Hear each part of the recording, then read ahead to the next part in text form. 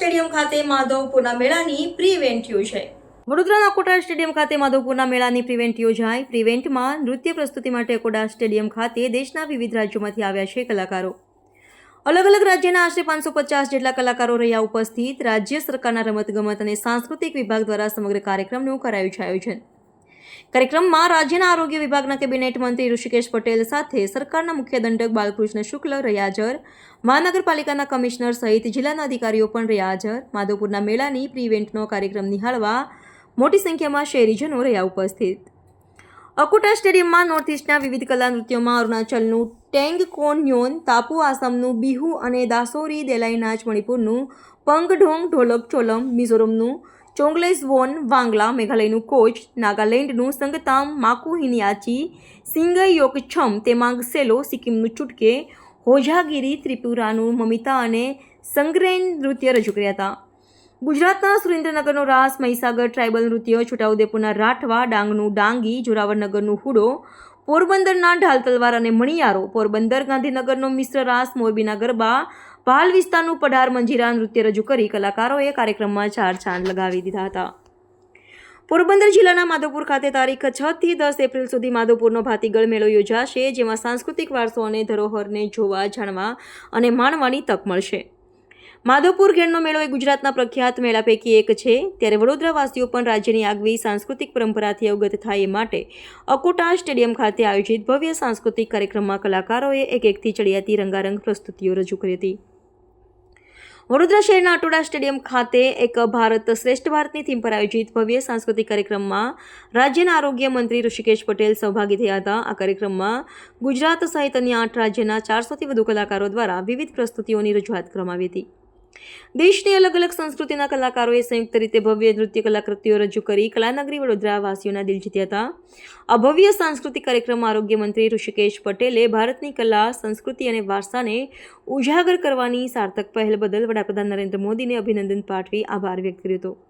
તેમણે રામાયણ અને મહાભારતના અનેક પ્રસંગનો ઉલ્લેખ કરીને ભવ્ય ઇતિહાસ અને ભારતની દિવ્ય સંસ્કૃતિની રસપ્રદ વાતો કરી હતી।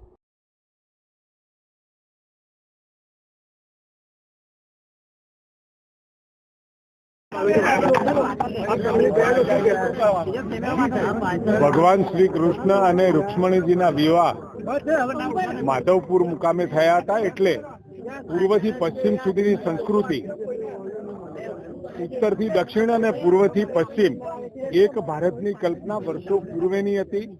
ભગવાન કૃષ્ણ દ્વારિકાથી મણિપુર અને રૂક્ષ્મણીજીના વિવાહ અહીંયા ગુજરાતમાં થાય, સાંસ્કૃતિક વિભિન્નતાઓની વચ્ચે પણ આપણી ભૂગોળ, સાંસ્કૃતિક વિભિન્નતાઓ, અંતર, આ બધું કરતા પણ આપણા એક દેશમાં એક સંસ્કૃતિ, ભલે ભાષાઓ અનેક હોય, બોલીઓ અનેક હોય, પરંતુ આપણી દેશની જે વિરાસત અને એકતા અને સાંસ્કૃતિક જે વાત છે એ માધવપુરનો મેળા આપણને એ ઉજાગર કરે છે। અત્યારે ગુજરાત સરકાર દ્વારા માધવપુરનો મેળો, ત્યાંથી પણ કલાકારો આવશે, એ એમની પ્રસ્તુતિ કરશે।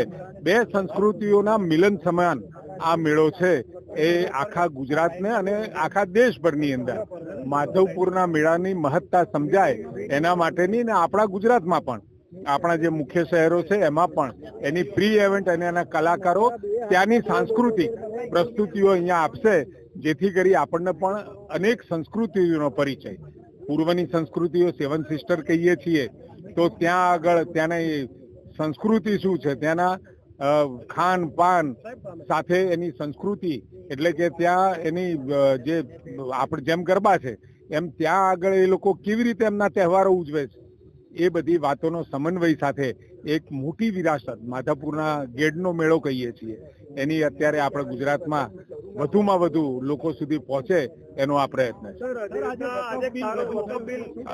અહીંયા અત્યારે માધવપુરનો આજે સંસ્કારી નગરી એવં કલા નગરી વડોદરાના આંગણે માધવપુર મેળાની આ સુંદર પ્રી ઇવેન્ટનું આયોજન વડોદરા મહાનગર પાલિકાના તત્વાવધાનમાં અકોટા સ્ટેડિયમ પર જ્યારે કરવામાં આવ્યું છે, ભગવાન શ્રી કૃષ્ણ અને રૂકમિણીજીના જે વિવાહ થયા એ પ્રસંગને જીવંત કરવા માટે, પુનઃ એ પ્રસંગને આપણા હૃદયના અંદર ધારણ કરવા માટે અનેક કલાકારોના માધ્યમથી જે અહીંયા પ્રસ્તુતિ કરવામાં આવશે.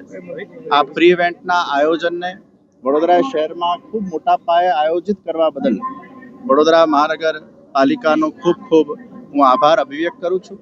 માધવપુરમાં તો આયોજન મોટા પાયે થાય જ છે, પણ જુદા જુદા શહેરોમાં પણ શહેરીજનો એનો લાભ લઈ શકે અને આ વિવાહ ઉત્સવને માણી શકે તે માટેનું જે આયોજન કરવામાં આવ્યું છે તે ખૂબ જ પ્રશંસનીય છે, ખૂબ જ અભિનંદનીય છે.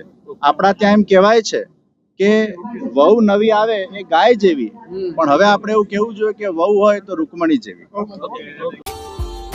Subscribe now and press the bell icon. Never miss an update.